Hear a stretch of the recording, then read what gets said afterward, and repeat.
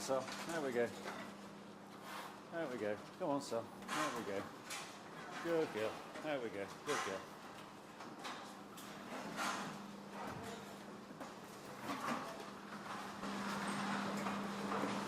We've got 32 sows to wean. We didn't feed the sows this morning.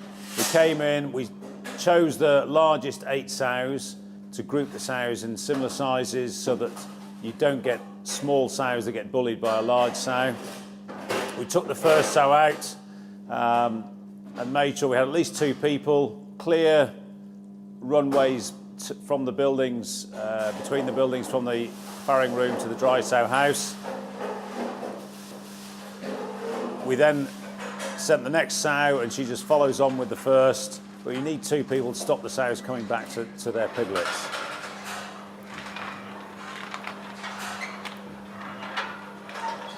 So before we start any of the weaning process, we make sure that the route for the sows from the farrowing room to the dry sow accommodation is obstruction free, that it's gated off so the sows can only go in one direction, and that makes it a lot easier for the stock people to drive those sows, and the sows can see where they're going into those weaning pens. So we brought the sows in one at a time, basically so that it's easy with two members of staff. It's one driving the sow, one working the gate, because obviously the sows that are in the pen will try and go back to their piglets.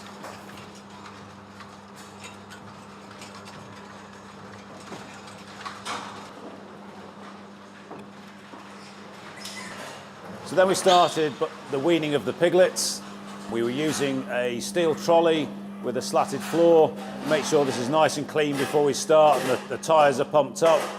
We pick the piglets up and put them in the trolley, and then we wheel it across to the weaner vans from the farrowing room.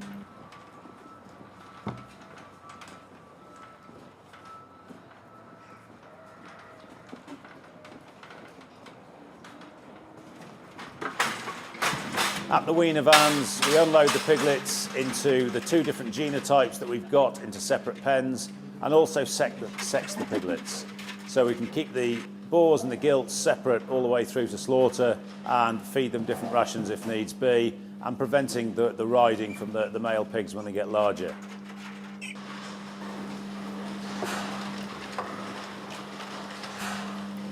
When we're weaning the piglets, we also like to try and size them where possible. And we take out the smaller piglets, the piglets that are sub 5 kilos, and we put those in a pen together. This means we can side stream them from the main group, and we can keep them on the better rations for a bit longer to try and get them to sort of catch up in size with some of those bigger pigs. If the weaner accommodation is close to the farrowing rooms, we may choose to walk the piglets. Must make sure that the passageways between are prepared beforehand, that they're clean, tidy and unobstructed. And all we need to do is gently push the piglets and walk them with a board behind them.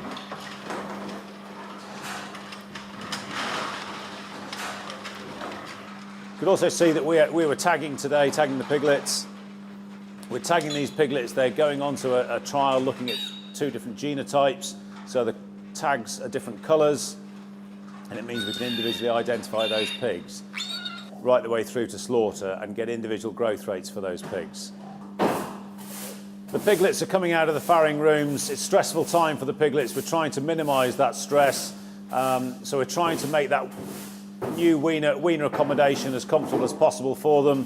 One of the things we do is set the temperature early before the piglets go in there. So by the time we're weaning into those rooms, it's 29 degrees. So it's a nice comfortable temperature for them.